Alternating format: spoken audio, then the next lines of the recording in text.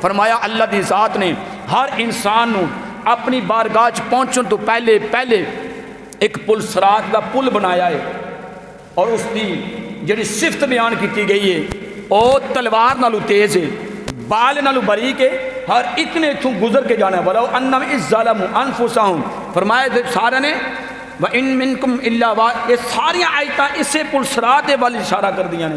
فرمایا کہ گزر کے جانا ہے، نیک بخت لوگ، زہد و تقوی دے مالک لوگ تے جناب گزر جان گے۔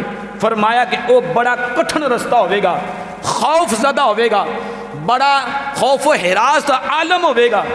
اس پل صراط جڑا بندہ بجلی دی طرح گزر جائے گا، باخریت و عافیت گزر جائے گا، اس بندے واسطے او دن بھی عید دا خوشی دا دن ہوئے گا۔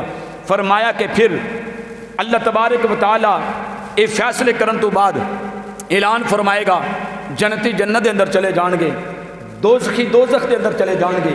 اے چوتھا عید والا دن انہاں لوکاں واسطے عید دا دن ہوئے گا جنہاں دے بارے چ اعلان ہوئے گا فلاں ولد فلاں نو جنت دا سرٹیفکیٹ عطا فرما دیتا جائے، فلاں ولد فلاں عظیم ہستی دے پیچھے چل کے جنت دے اندر داخل ہو جائے۔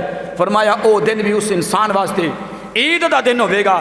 تے پنجویں عید انسان دی، بندہ مسلمان، بندہ مومن دی او ہوئے گی۔